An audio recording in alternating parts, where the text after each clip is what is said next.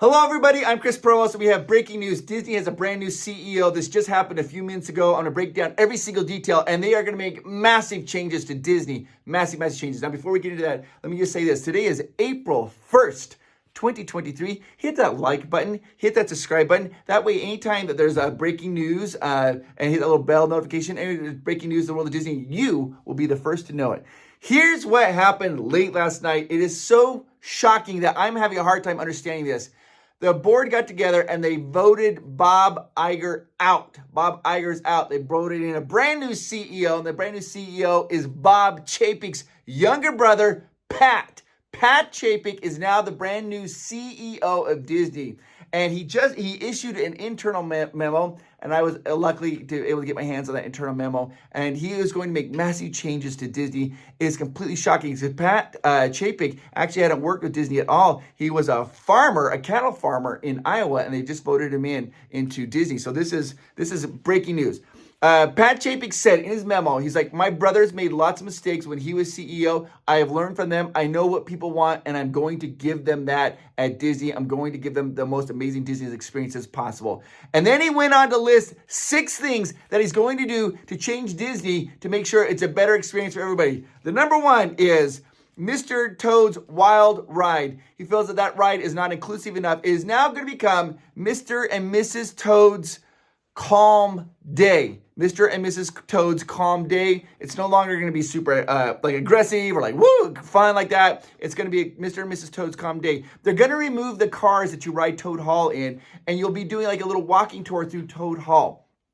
Then they also says they felt that he needed to remove the religious aspects of that particular attraction, because you know that you go to a train and then you hit the train and then you go into HE double hockey sticks and you see all the Inferno room. And he says they're going to remove that. They felt that that's too aggressive. They don't like that. Pat Chapek felt that was too aggressive. So what they're going to do is that they're going to have that room is going to be completely repainted. It's going to be greens and blues, looking like you're in a field, on a grassy field. Lots of benches will be placed around benches, which is important for this next part. Because as you go around where that train used to come like flying right at you, it's now going to be a large cloud approaching you in a non-threatening way. As you pass through that cloud, there will be a cast member, and cast members are going to hand each person a small journal and a pencil, and people will be able to go into that calm room and do a little bit of light journaling. So, I mean, hey, there you go, guys. We'll get a little bit of light journaling. Mr. and Mrs. Toad's Calm Day. The next thing is Pat Chapek says, hey, we want to be conservative with water and try to help out with the environment. So, the Finding Nemo's submarine ride, they are removing all the water. The ride will still be going, but there'll be no more water. It's just going to be empty. They're going to put a little blue scrim on the outside of the porthole, so it looks like you're looking through some water, but no more water. It says possibly they might remove the tops off the submarine, just make an open air vehicle. It's undetermined this time, but no more water for Finding Nemo. This one I thought was, this is really spot on. It's crazy. Pat Chapek says he feels that Galaxy's Edge or Star Wars Land has been a little lackluster, and there's not enough attractions in there, and he's going to bring a brand new attraction to Star Wars Galaxy's Edge. And he says, I know exactly what you want. He goes, I talked to my brother Bob about it. I've talked to my family and friends. We know exactly what people want, and we're going to give it to them in Galaxy's Edge. And that is the casino from Episode 8 is now going to be moved into Star Wars Land. That's right.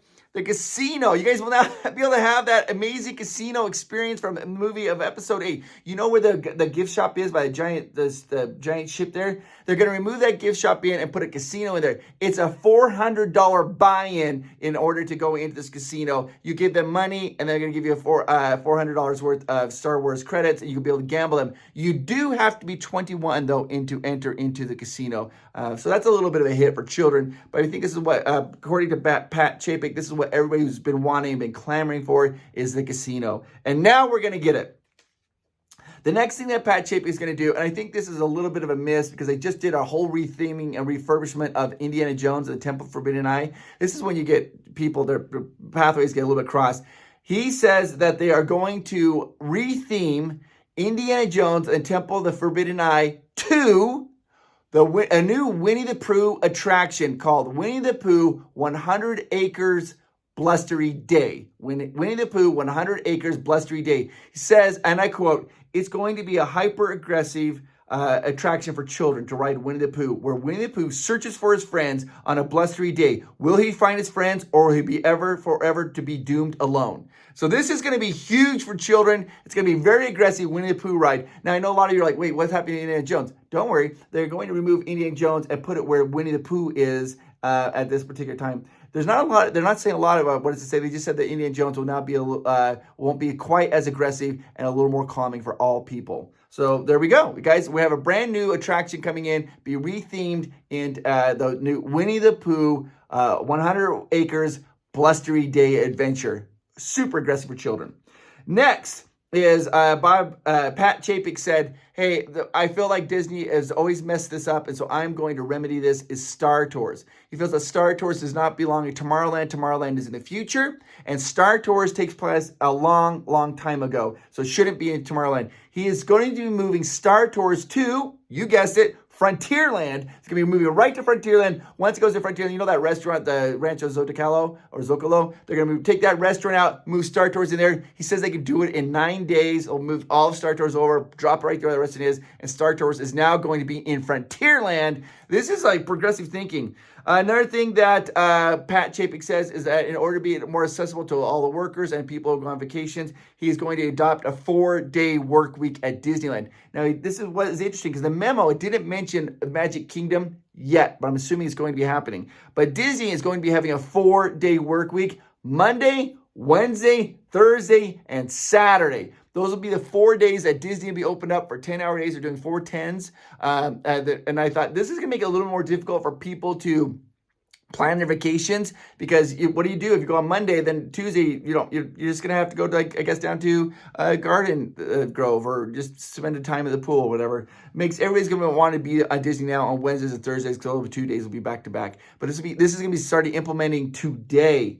Today, he said. Pat Chapek is going all out. Now, a thing that's completely unrelated to the new CEO is that Disney did announce the brand new Avatar experience of what it's going to be in Disneyland. It's all done. It's been announced. It's going to be the new Navi River Journey.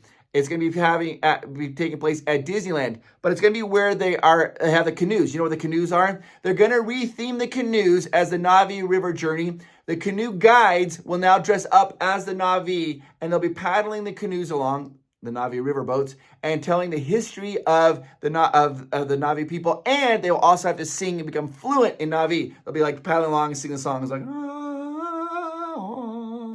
paddle, paddle, paddle. So this is going to be the brand new Navi River experience at Disneyland. This is going to be the canoes rethemed as the river boats. The canoe guides will now, that's a lot. They're going to become fluent in a brand new language in order to keep their jobs at Disneyland. You guys, make sure that you share this video with all your Disney-loving friends and make sure they understand this. Today is April 1st, 2023. Be fool. Don't be cool. Don't be a fool, I guess was wanted to say there. You guys are awesome. And I just want to wish Pat Chapek good luck with everything. April 1st, guys. Talk to you later. Bye-bye. You heard it here first on April 1st. I forgot one last thing. One more important thing that Pat Chapek said. This is very important. He says that he wants to have equal rights for all of animals. And he feels that you guys, I'm sure that you guys have all seen that huge movement that's going on social media. Free Yeti, making sure that the Yeti, the abominable snowman, the Yeti is removed from the Matterhorn. They are going to airlift that abominable snowman, the Yeti. A helicopter is going to fly it to Nepal, and they're going to drop off the Yeti there. And this is going to be a huge thing now. That way, everybody, all the animals can feel like they're represented as well. And the Yeti is going to be going home to Nepal. So we're excited about that. And so if you put it down below, if you are a big, huge proponent of Free Yeti, go ahead write down below Free Yeti, the comments, so you know that you support this amazing movement. Now, we don't know who's going to be the new mascot for the Matterhorn. We just know that they are taking applications. If you guys have any ideas who should be the new mascot for the Matterhorn, put it down below. Right now, the front runner is Bumble. You guys know who Bumble is from Rudolph the Red-Nosed Reindeer, that little stop motion abominable snowman. He is the front runner to become the new Yeti for the Matterhorn. And true, he's only 9 inches tall, and they're going to have him posed in a non-threatening way, like the very beginning of the ride. But, so far he's winning. So if you think you have a better idea, put it down in the comments down below. Make sure you share this video, everybody. All right, I'll talk to you later. Today is April 1st, 2023. Be cool, not a fool. Talk to you later. Bye-bye.